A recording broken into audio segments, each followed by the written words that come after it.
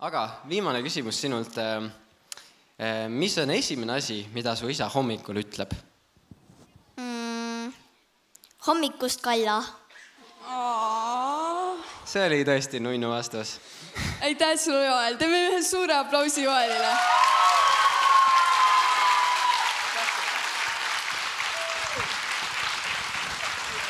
Nii. Aga meie Kotiisen käis laval ära, see oli siis meie viimane sessioon. Kohe saame veel viimast korda. Ei, ma teen nalja. Nüüd tuleb meil päriselt ka see Kotiisen, kellest me päriselt siin rääkisime. Teeme ühe suure aplausi. Gunnar Kotiisen.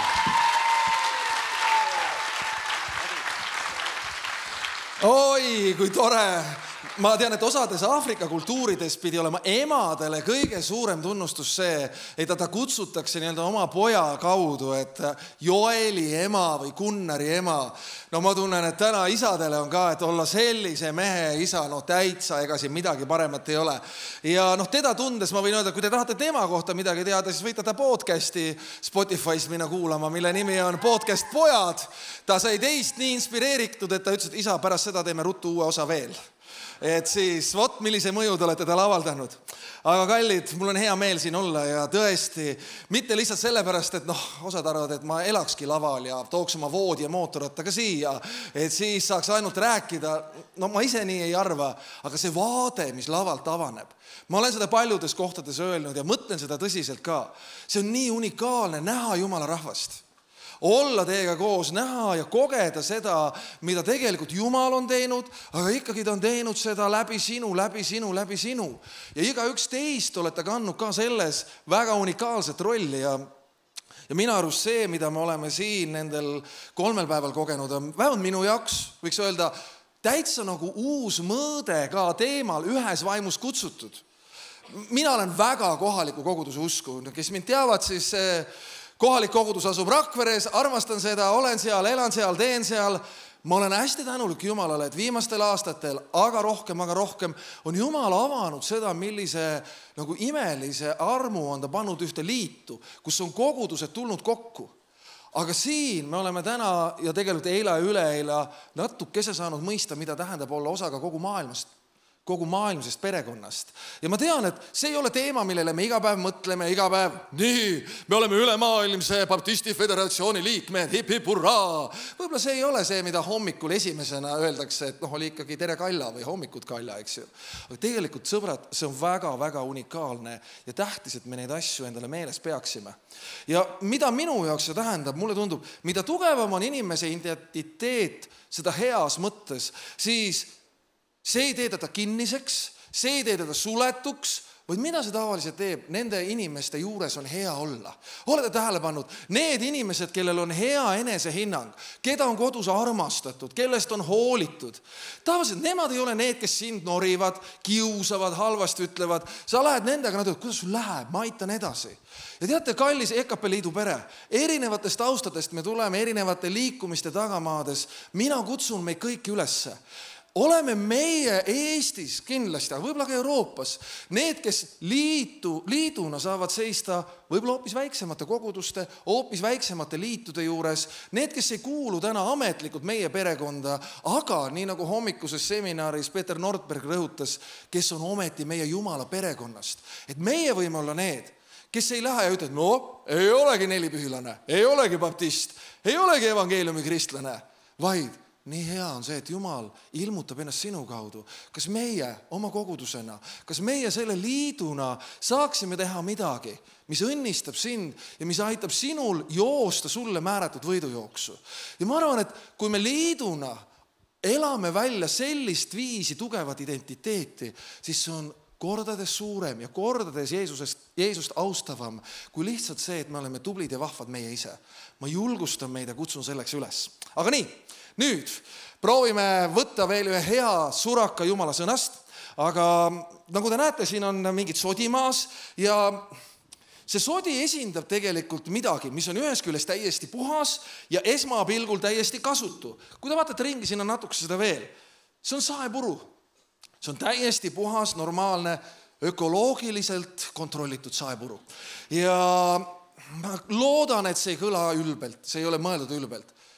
Kõik need seminarid, kõik need ägedad teenistused, mis siin olnud, kõik need mõnusad hindamatud kohtumised, kuni ma saan aru, osad nõrgad läksid 12, lõpetasid kohtumisi, aga mõnedel võttis 3-4 hommikul aega, et seda rõõmu mitte ainult endas hoida, vaid ka telgis magavatele inimestele kõvasti väljendada. Issand õnnistagu kõiki lapsevanemaid, olgu teil hea kosutav ööd ära, kui te koju jõuate. Siis mõnes mõttes võiks võrrelda seda nagu saepuruga lihtsalt. Mida sa teed sellega? Kas sa lihtsalt vaatad üks tükk ja teine tükk ja kolmas tükk, väga tore, tuleb suurem tuuleiil ja nädala pärast me ei mäleta, sest et meil on olnud oma koguduse pühapäev, meil tulevad oma koguduse laagrid, meil on oma süsteemid, oma väljakutsed või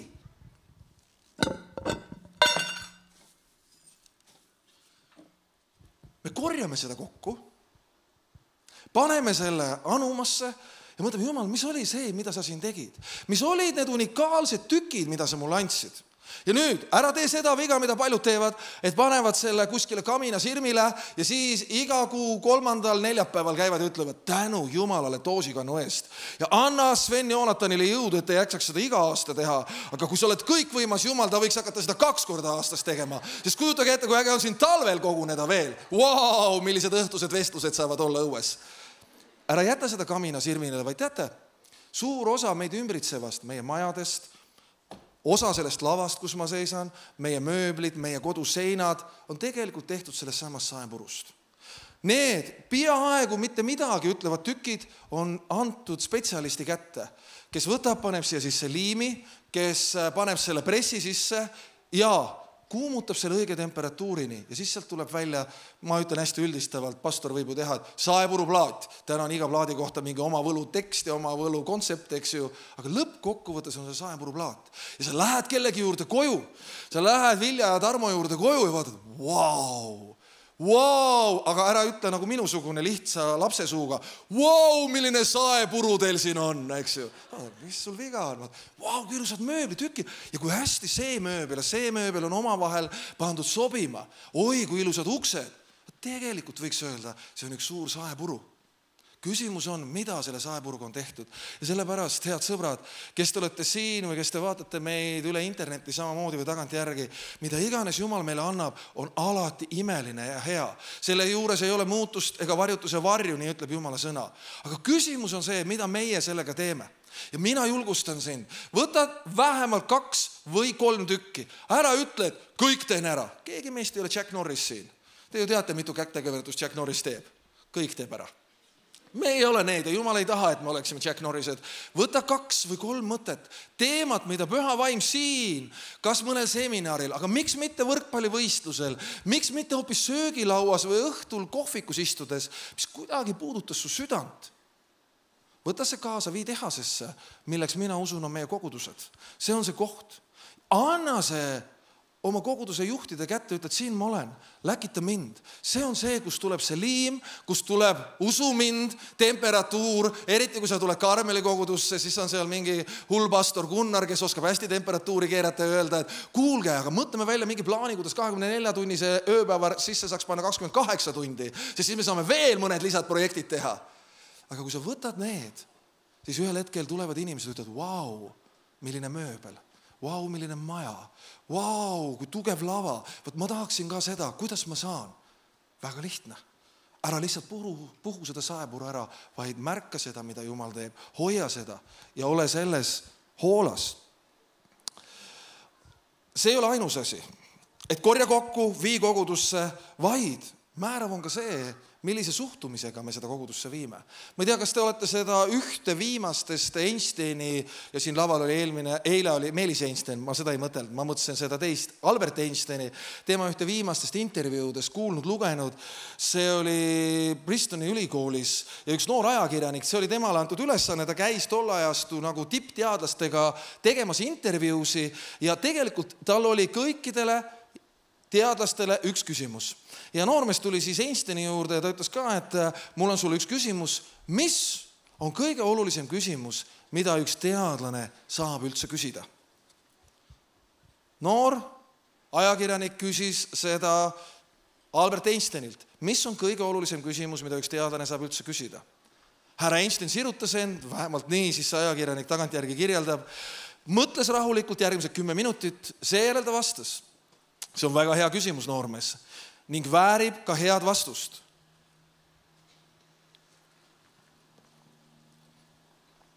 Peale paariminutilist vaikust, mille jooksul intervjueerija juba ootas põnevuse ja rahutusega märkmeid käes, põhjalikku ja pikka selgitust, mõnda valemit või mida iganes siis Einstein võiks anda, aga Albert vastas. Kõige tähtsam küsimus, mida keegi iseendalt ja teistelt küsida saab, on see, kas universum on sõbralik koht või mitte. Reporter oli segaduses ja küsis, mida te sellega mõtlete? Kuidas saab see olla kõige olulisem küsimus? Albert Einstein vastas rahulikult, vastus antud küsimusele määrab selle, mida me oma eluga peale hakkame. Kas universum on meie jaoks sõbralik koht, siis me kasutame oma lühikest aega siin maamunal ehitades sildu. Aga kui vastus on eitav, siis me veedame oma aja ehitades müüre. Valik on meie. On sõbrad äärmiselt oluline see, et mida Jumal on siin teinud, mida Jumal on siin rääkinud, me korjame kokku vähemalt 2-3 mõtet, kirjutame need ülesse, keegi paneb oma diktofoni, keegi paneb oma ma ei tea kuhu veel, ma jätan need meelde, ma võtan need kogudusse kaasa, ma viin need keskkonda, kus neist on võimalik pressida kokku mingi plaat. Aga teate, nende plaatidega on võimalik ehitada meie kodus mänguväljakuid või relvakappe. Nende plaatidega on võimalik teha selliseid uksi, kus on aknad, kus võib-olla on vitraaž sees, aga nendest plaatidest on võimalik teha niimoodi mitmekihilisi uksi, et sealt isegi ninasarvik ei suuda läbi joosta. Mida me sellega teeme, mida me Jumala käest saame, sõltub tegelikult väga palju sellest meie baasuskumusest. Ja meie tänase viimase sessiooni teema on see, et me oleme kutsutud üheks lootuseks.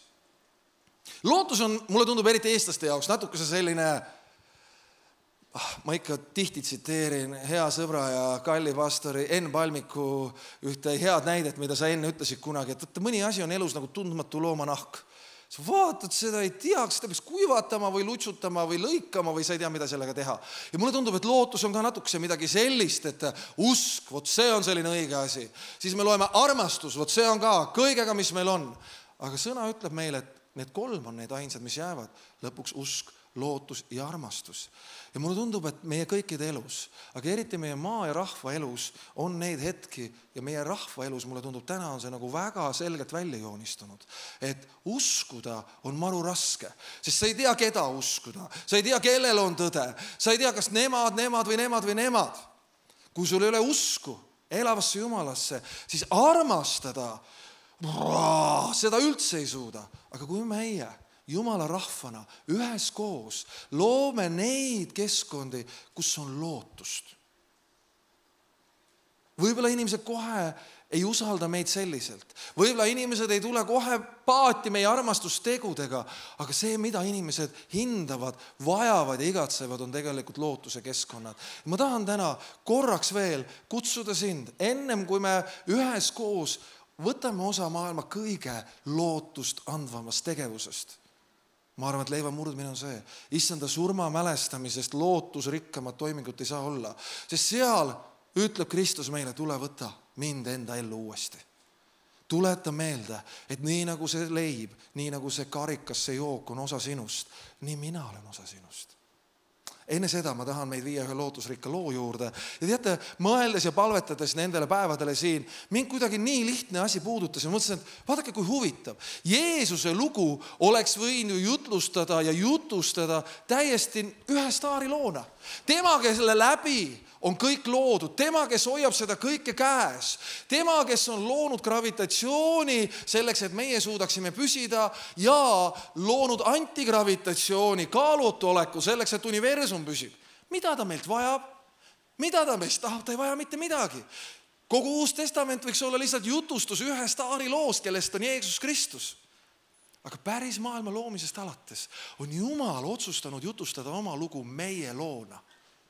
Ja ma arvan, et iga kord, kui me oleme 100% õiged ja selle keskel 100% üksi, sest me ei saa kedagi enda lähedale lubada, sest nad ei ole piisavalt õiged, oleme me 100% kaugusel Jumala esindamisest sellel maal. Sest Jumal ei taha esindada ennast minu kaudu lihtsalt või sinu kaudu, vaid meie kaudu. Ja see, kui me koos jutustame lootuse lugu, see on midagi, mida keegi teine teha ei saa. Me oleme täna hetkeks peatumas Luuka evangeeliumi 9. peatükis ja 10. salmist alates. Ja kuidagi see oli nii tore, mina olin palvetanud, mõelnud sellele loole ja meil oli võimalus koos Elijah Browniga olla sellel reedel Riigikogus ja see oli kuidagi Jumala arm ja tore, et vaatamata suurtele puhkustele me saime olla koos Riigikogu asespiikriga ja Riigikogu spiikriga ja mitmete inimestega veel. Ja nendes vestlustes see sama tähendamissõna tuli esile. Ja see oli nii vahva see mõte selle sees. Me räägime 5000 mehe söötmisest. 5 leiba ja 2 kala. Ja see on ainus ime, mida kõik evangelistid räägivad. Ma ei hakka täna seda arutama, aga see on huvitav mõelda, et Laatsaruse ülestõusmisest ei räägi kõik. Nii. Mitmetest teistest imedest ei räägita, aga selles imes on mingi unikaalne lootus. Ja siin ta räägib seda lugu. Ja kui apostlid pöördusid tagasi, jutustasid nad Jeesusele, mida kõike nad olid teinud. Ja Jeesus võttis nad kaasa ning läks ära üksindusse, linna poole, mida hüütakse Betsaidaks. Aga kui rahvahulgad said seda teada, järgnesid nad talle. Ja Jeesus võttis nad vastu ning rääkis neile Jumala riigist ja parandas need, kelle terveks tegenemist oli vaja. Aga päev kaldus õhtule ja need 12 astusid ta juurde ja ütlesid, lase rahvahulgal ära minna, et nad läheksid ümberkaudsesse küladesse ja asulatesse öömajale ja toidupoolist otsima, sest me oleme siin tühjas paigas. Ent tema ütles neile, andke teie neile süüa. Nemad ütlesid, meil ei ole rohkem kui 5 leiba ja 2 kala, olgu siis, et läheksime ja ostaksime toitu kogu sellele rahvale. Neid oli ju ligi 5000 meest. Jeesus ütles siis oma jüngritele, seadke nad rühmiti istuma, umbes 50 inimest ühte gruppi. Ja nad tegid nõnda ja seadsid kõik maha istuma. Aga Jeesus võttis need 5 leiba, 2 kala, vaatas ülesse taevasse, õnnistas neid ja murdis ning andis jüngrite kätte rahvale ette panna. Ja nad sõid ja kõikide kõhud said täis ja nendest ülejäänud palukesi korjati 12 korvitäit. Amen. See on nii unikaalne lugu. Ja selle loo väljakutse meil on aeg-ajalt see, et me oleme seda nii palju kuulnud. Ja mina täna ei ole mitte siin selleks, et sulle mingit uut trikki teha. Mina ei ole täna siin selleks, et midagi rääkida, mida sa kunagi ei ole kuulnud. Aga ma tahan sulle pakkuda natukese mõtteainet, kuidas sina siit minnes võiksid võtta need 2-3 tõde, mida Püha Vaim sulle on rääkinud. Panna need kokku ja ühel hetkel nendest võiks tulla midagi sellist, mille kohta teised ütlevad, vau, kui ilus mööbel, vau, milline laste mänguväljak, vau, milline skatepark ja nii edasi, nii edasi, nii edasi. Sest sa oled võtnud selle, mille Jumal sul on andnud ja pannud need kokku. Aga see ei tule esile. See ei saa sündima tavaliselt siis, kui me arvame, et me läheme nüüd maailma, mis on täiesti meie vastu. Ma julgustan sind. Me siseneme maailma, mis on näljane. Me siseneme maailma, mis ei ole planeerinud endale ei öömaja, see tähendab, neil ei ole igaviku perspektiivi, nad ei ole valmis pannud endale toidupoolist, nad on tulnud lihtsalt oma vajaduste pärast. Me läheme sellisesse maailma, aga meid saadetakse sinna varustatuna. Me võime sinna minna julgetena. Ja ma tahan anda 4 lihtsat mõtet selle loo taustal. Milliseid keskkondi me peaksime oma elus looma, et meie koos võiksime olla tõelised lootuse kandjad? Mulle meeldib see päris selle loo algus. Apostlid pöördusid tagasi ja jutustasid Jeesusele, mida kõike nad olid teinud. Wow. Ma arvan, et enamus meist, kes me siit läheme, meil on mida jutustada sellest festivali ajast. Meil on lugusid, kohtumisi. Ma ise võin teile öelda, mul on nii palju julgustust siit ja ütlen seda siiralt, tänan. Jumal on nii erineval moel kuidagi kõnetanud ja puudutanud ja armastanud mind siin. Aga võib-olla üks selline sügavam Jumala kõnetus oli minu jaoks eile seal eestpalve altari ees. Ma palvetasin inimeste pärast ja korraga ma nägin silmanurgast, et keegi tuli altarile tõukerattaga. Ja siis ma vaatan ja näen, üks väike kutt tuli oma mõnusa skeiditõuskiga altari ette. Ja teate, korraga Püha Vaim tuletas meelde selle sõna, mis ütleb, tulge siis julgusega armu aujärje ette, et te leiaksite armu ja saaksite abi õigeks ajaks. Ja kummardasin selle mõnusa mehe alla, kui sa oled siin, siis sa olid mulle väga suureks õnnistuseks. Ütlesin, kuule, kas sa tahad palvetada? Jah. Ta tubli ema tuli ja rääkis mõned asjad, mille pärast peaks palvetama. Ja siis ma vaatan poisile otsa, ütlen, et aga mille pärast sina tahad, et ma palvetan? Siis poiss vaatas just, et värsket võidmist. Ossa poiss, võimas värk. Ja teate, ma korraga saan aru, et täpselt nii on. Kui see poiss saab värske võidmise, siis kõik need palvesoovid, mida ema ütles, saavad ka täidetud. Ja me palvetasime ära ja ma tunnen oma südames kuidagi seal, et tead, nüüd oleks see koht, kus küsida, aga kuidas sa tunned? Kas sa tahaksid paluda täna, et Jumal, kasuta mind mitte ainult selle vanamehe Gunnari jaoks, vaid nende jaoks ka, kes on su mänguväljakul, kes on su koolis. Ja, tahan küll. Ja siis me palvetasime koos ühe väga lihtsa palve, et Jumal, kasuta mind, et minu elu kaudu sinu armastus võiks puudutada teisi ka. Ja teate, kui lahe oli seista selle kutiga seal, ma tegin selfie sellest hetkest. Ja siis ühel hetkel, kui Jumal teda kusagil imeliselt kasutab, ma võin vaadata ja mitte öelda, et mina tegin, vaid öelda, vaata kui äge oli olla sellise asja alguse juures. Mul on täna palju lugusid ja ma tõmbasin joone alla, ma ei taha oma lugusid rääkida, sest teate, sellega see ei lõppenud. Vaid see julgustuse keskkond minu jaoks läks sealt edasi ja mina nimetasin selle enda jaoks nii. Lootus tuleb tihti sellest, kui meie õnnestumistega asi ei lõppe. Sest kui jüngrid olid oma loo ära rääkinud, siis läheb lugu nii edasi, aga kui rahva hulgad said seda teada, järgnesid nad talle ja Jeesus võttis nad vastu ning rääkis neile Jumala riigist ja parandas need, kellel terveks tegenemist oli vaja. Ja ma tahan teid julgustada. Leida enda sees üles see võti, et õppida uuel mool rõõmu tundma Jumala tööst ka teiste eludes. Mõnes koguduses, kus läheb paremini kui sinu koguduses. Mõni, kes on veel parem ülistaja kui Peepe bänd, ma ei tea, kas selliseid on olemas, aga vähemalt YouTube'ist võib-olla midagi leiate, vabandust, eks ju. Kui sa oled millessegi kutsutud, leia neid, kes kuidagi lähevad kaugemale, kes kuidagi sirutuvad edasi. Mida mina tavaliselt teen? Kui mina räägin oma lood ära nii nagu jüngrid, siis ma tahaks lüüa lestat sirgu. Minu jaoks see tähendab seda, ma võtan oma elektrijalgratta, lähen sõitma, ma võtan oma mitte nii rohelise mootorratta ja lähen sõitma. Ma teen midagi enda jaoks. Aga siin Jeesus jutustab ühte lugu ja ütleb, tead, kui sina oled lõpetanud, kui sa oled kõik ära teinud, siis mina näen veel inimesi. Ja kui sa nüüd ei lähe ära, siis sa hakkad nägema veel imesid, sa hakkad nägema veel juhtumusi. Sinu ellu tulevad lood, mida sa ei oleks osanud oodatagi. Ja teate, kui me enda sees õpime nautima ja rõõmu tundma neid lugusid, mis juhtuvad ka väljaspool meid, siis see loob meist kui koguduste liidust ühe väga erilise, unikaalse lootuse kandja.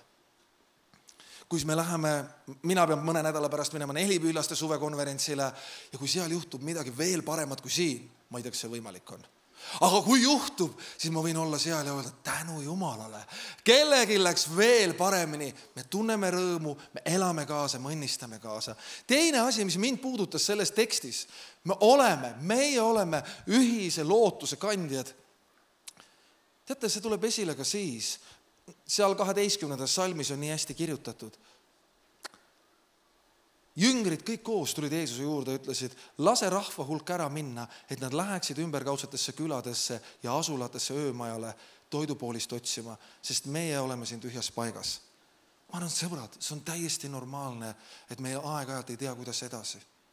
See on täiesti normaalne, et meil tõusevad natukese ihukarvad, kui sa vaatad, et sulle tuleb 800 või 1000 inimest siia kokku ja ilmateade ütleb, et hip-hop hurraa, tuleb selline normaalne Eesti jaanipäev +5 ja natukese vihma umbes nii. See on normaalne, et meie eludes on need hetked, aga nüüd mis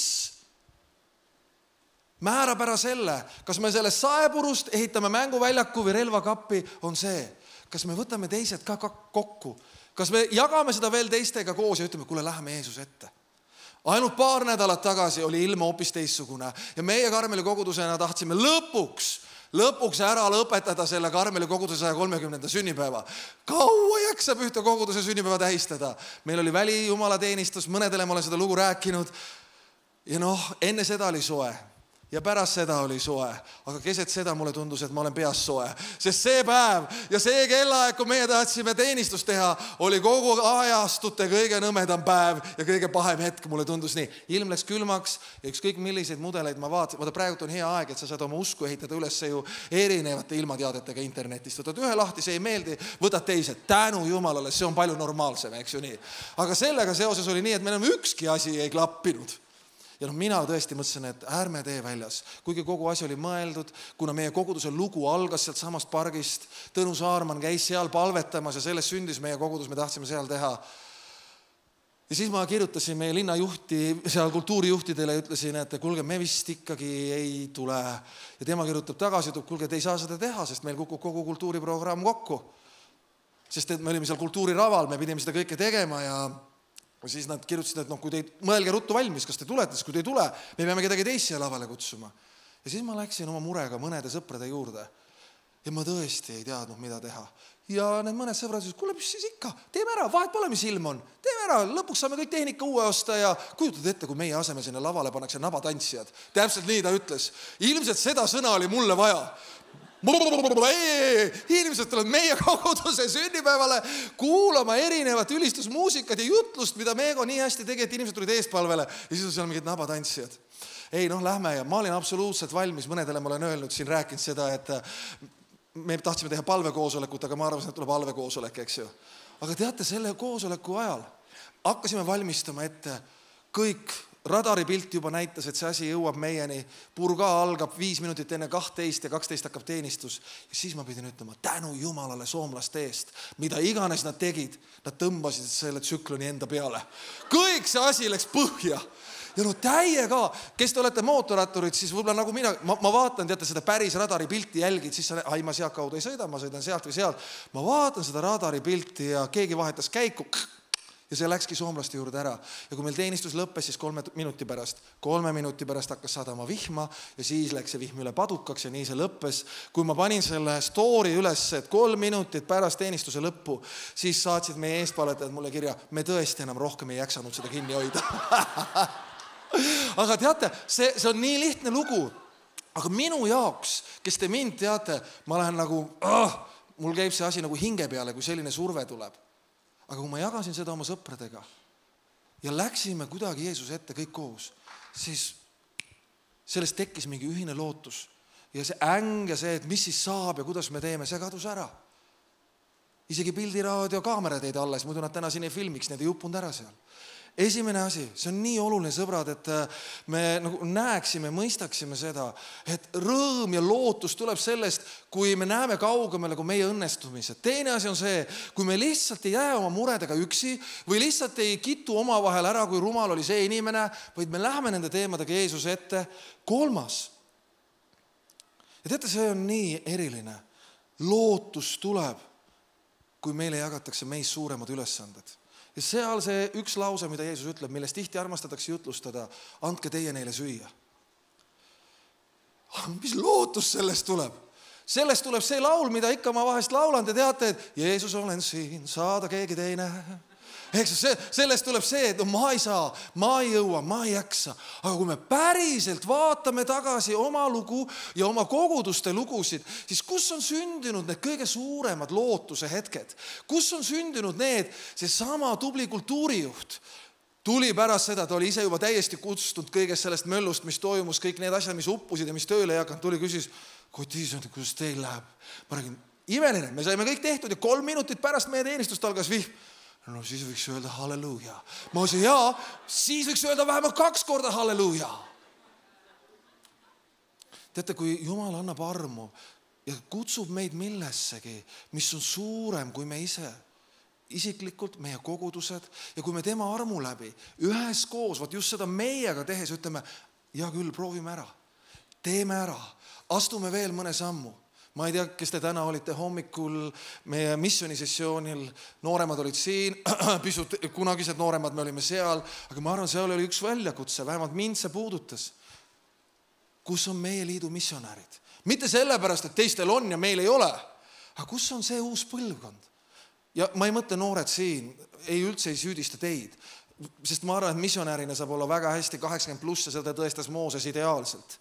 Aga lihtsalt ma mõtlen meie liikumise mõistes, kus on need uue põlvkonna missionäärid. Ja ma arvan, see on meie liidu jaoks üks hea väljakutse. Üks midagi, mis on suurem kui meie ise. Ja selle mõttega me võiks võtta selle saepuru ja teha niuksed uksed, et ka 3 ninasarvikut ei saa läbi, sest et meil ei ole raha, meil ei ole aega, meil ei ole võimalust, meil ei ole. Aga teate, me võime selle saepuru võtta, selle sama Jumala kõnetuse ja teha sellest sellise liumäe, millel üleval istudes vaatad alla ja tõesti mõtled, et kuidas pidi need õigeusklikud seda risti ette lõid, sest see liumäegi on nii suur, et nüüd enne kui ma siia istun, peaks risti ette lööma. Ja sealt liumäest ütled, issand, viska mind nii kaugele kui võimalik, et ka meie hulgast oleks neid, kes ütlevad, siin ma olen, läkita mind. Ja teate, kui läheb 1, kui läheb 2, millise lootuse see tekitab ülejänutesse. Vau! aga tänapäeval Jumal, sa teed midagi, mis on suurem kui meie. Ja viimane, mida ma tahan siit sellest loost jätta, mis minu jaoks on nagu selline oluline selle lootuse tegelikuks tegemise keskkonna tekitamine on see, et selle 9. peatüki lõpus me näeme seda 17. salmi, siin öeldakse nii, et ja nad sõid ja kõikide kõhud said täis ja nendest ülejäänud palakesi korjati kokku 12 korvitäit. Vaadates jüngrid, ja see on puhtalt minu oletus, vaadates jüngrid, mind alati julgustab, et seal on minu arust mõned vennad, kes on veel rahutumad kui mina ja see julgustab mind, seal on mõned tasakaalukamad kui mina, aga mulle tundub, nende elutempo oli väga kiire. Kui selline ime on ära olnud, et sa suudad sellise rahva hulga 5 leiva ja 2 kalaga ära toita, siis minusugune ütleb, kunagi oli see lugu, andke mulle kirvest, kus on see uus mets, jookseme nüüd ruttu edasi, meil on uued missionipõllud ees, meil on uued ülesanded, mida teha. Aga mulle tundub, et Jeesus seal hoidis neid kinni ja ütles neile midagi, mida keegi teine ei kuulnud. Seda ei ole isegi piiblisse kirja pandud. Aga need 12 meest läksid ja korjasid selle kohaliku sahepuru kokku. Ja siis nad ütlesid, et seda ei järgi 12 korvitäit. Ja teate, sõbrad, kui me õpime kuulma Jumala häält ka siis, kui me arvame, et enam ei räägi, siis me esiteks õpime ise nägema imelisi Jumala juhtimisi, imelisi kogemusi. Neid hetki, et tuleb väsinud kultuuritöötaja, keda ma muidu ei oleks näinud, sest me olime viimased seal, ütleb, ma ei ole kordagi kuulnud, et ta ütleks halleluuja. Ja ta ütleb halleluuja. Aga need asjad juhtuvad siis. Vot see lootus tuleb esile siis, kui me õpime küsima midagi sellist, mida Meego eile meile meelde tuletas seal oma sessioonis. Kui Joonatan oli juba läinud, kui Saul oli hukkunud ja Taavet oli saanud kuningaks, siis ta küsis, kas Joonatani suguvusest on veel kedagi alles jäänud, kellele ma saaks teha head. Ta lihtsalt ju tänu Jumalale, et need hullud on ära koristatud, vaid kas on veel midagi. Jeesus, kas on veel midagi, mida ma saaksin teha? Ja ma arvan, nüüd on õige hetk teha siin üleskutse. Sõbrad, varsti, kui me tuleme leivamurdmisse, me lõpetame, siis hakkab teilgi kokkupanek. Nii et kui sa küsid, Jumal, kas siin on veel midagi, mida ma saan teha? Joonatan, kas on või? Nüüd oli õige aeg öelda aamen. On. Ja see on tegelikult ka nii. Aga ma võin garanteerida, et kui sul on võimalik ja sa ei lähe ära, nüüd ma ei manipuleeri, siis mingid lood, mida sa kuuled siin täitsa lõpus, mingid viimased sõnad, mida sa kuuled siin täitsa lõpus, mingi viimane väsinud kateplaks, mida sa siin tunned täitsa lõpus, võib kokku võttes ületada kõige vägevama jutluse, võib ületada kõige võimsama laulu ka, sest see on Jumala viis, et ta tahab rääkida siis, kui me arvame, et ta enam ei räägi. Ja sõbrad, sellepärast ma julgustan, kui me läheme täna üsna peaasi teele. Me oleme kõik väga erinevad ja minu arust on see meie tohutu õnnistus selles liidus. Viimasel jaanipäeval midagi, mis mind väga kõnetas ja julgustas, oli see kirjakoht Mattuse evangeeliumis, kus Jeesus kirjeldab nii hästi, kui erinev on tema Risti Johannesest. Ta ütleb, Risti Johannes tuli, ei söönud, ei joonud ja öeldi, et tema sees on kuri vaim. Inimese poeg tuli, sõi ja jõi, ta ütles, et ta on igasuguste selliste piip inimeste sõber. Ja siis ta ütleb, ja ometigi ei ole keegi parimal moel esindanud mind kui tema, kes oli võimatult teistsugune kui mina. Sõbrad, see, et me oleme erinevad, ei ole meie puudus, vaid see on meie tohutu õnnistus ja rikkus. Ja just sellisena koos, ma arvan, Eestimaa heaks. Oli tõesti aegu, ma pean ütlema ise ka, olen tulnud sellisest taustast, kus ma peaaegu kunagi ei julenud öelda, et ma olen sellisest liidust, mille nime välja öeldes isegi Liidia Koidula ilmselt kahvatub, sellepärast, et see on nii pikk luuletus. Eesti Evangeliumi Kristlaste Baptistide Koguduste Liit, eks ju. Täna ma ütlen seda rõõmuga välja. Ja mitte sellepärast, et ma olen president, ma olen seda palju varem hakanud ütlema, sest see kehastab lootust, et nii erinevad inimesed, nii erinevad koguduse traditsioonid, nii erinevad vaimulaadid armastavad seda rahvast koos, usuvad, et Jeesusel on oma imeline plaan selle rahvaga. Ja vot selle armastuse ja usu tasakaalu keskel kusagil tuleb esile selline lootus, millest inimesed õpivad kinni võtma. Viimasel neljapäeval, enne kui me läksime Riigikogusse reedel, mul oli hea ja väga rõõmus võimalus, et sain võõrustada Elatsiat ja Saharat Rakveres. Kuidagi see oli nii tore, et meil oli kogu puhkuste keskel võimalus saada kokku ka linnajuhtidega. Ja me olime seal, nad rääkisid natukese linnast, Elatsia rääkis religioossete vabaduste teemal, eriti mis puudutab täna Ukrainat ja andis mitmed mõtted, mida kohalik kogukond saaks nende jaoks teha. Ja kui me olime need vestlused lõpetanud, siis need inimesed, kellega me kohtusime, kirjutasid pärast ja ütlesid, et teate, see, et te tõite selliseid inimesi, see, mida te teete kogudustega, see on kuidagi nii lootustandev. Need on inimesed, kes vähemalt meie koguduses ei käi peaaegu üldse. Aga see, mida nad nägid, see, mida nad kogesid, et nii eripalgelised kogudused, nii eripalgelised inimesed teevad asju koos, nad ütlesid, et see annab meile lootust. Ja sõbrad, see on see, mida me tahame nüüd ka koos füüsiliselt kohe kehastada. Ma palun, et Tarmo ja Sven Joonatan, äkki siin on hea kahekesti tõsta see lina pealt ära ja äkki keegi klahvimängija saab tulla mängida klahvi siin taga. Üsna pea me tuleme siia selle kaetud laua juurde, mis tuletab meile meelde, et ükskõik kui head oleksime meie, ükskõik kui tublid oleksime meie, ükskõik kui suure lootuse keskkonna me ka suudaksime luua, me ei muudaks seda maailma. Aga tema, kes tuli ja oleks võinud täiesti üksi jutustada oma lugu, staari lugu, ütles, ma ei taha jutlustada oma lugu, ma tahan jutustada meie lugu. Mina ja minu rahvas, peigmees ja pruut, lunastaja lunastatud. Ma arvan, ma võin üsna kindlalt öelda, et nendes korvides ei ole ühtegi sarnast, identselt sarnast saia leivatükki. Ja ometigi nad on murtud välja sellest ühest terviklikust leivast. Tuletagu see meile meelde julgustusena, et siia täna kokku tulnuna Jumal ei oota, et me oleksime sarnased. Jumal ei oota, et me oleksime teineteise kloonide koopiad. Aga ta ootab, et me võiksime tulla teineteistele nii lähedale. Et kui need tükid pandaks kokku tagasi, siis korraga öeldakse, vau, see ongi üks ihu. Ma tean, et mõned, kes me täna siin oleme, mõnedel on väga raske elada kaasa nii optimistlikule ja rõõmsale jutlusele. Võib-olla sinu elus on täna hoopis keerulisemad ajad. Võib-olla sinu elus on täna see, kus sa tahaksid selle saepuru, selle Jumala kuuldu ära pühkida ja öelda, et Jumal, kus sa oled? Siis ma julgustan, tule sina ka siin ette. Sest korraga siit sellest osa võttes sa saad kogeda, et sa oled osa sellest ihust, mis kannab läbi sind ka siis, kui sinul endal enam ei ole jõudu, et käia ja kõndida. Kui su elus on olnud midagi, mis on määrinud ära sinu südame, siis ma tahan julgustada praegult. See ei ole koht, kus öelda, et ma ei saa tulla sellepärast, et ma ei ole piisav. Ma ei saa tulla sellepärast, et ma olen patune. Vaid see on koht, kus öelda, ma tahan tulla sellepärast, et ma olen patune. Ja see on koht, kus lunastus kaasa hakkab kehtima minu elus. Aga ma tahan ennem andeks paluda. Jumal, anna mulle andeks. Kui ma olen teinud midagi mõtte, sõna või teoga sinu vastu, sinu rahva vastu, siis täna ma palun, anna mulle andeks. Kui olid need kohad, kus mul oli õigus, aga lõppkokkuvõttes see õigus jättis mind täiesti üksi, siis ma ütlen, Jumal, mina ei saa aru, aga mina annan andeks. Ja sa võid tulla ja saada ja kogeda Jumala armu suuruse rikkust.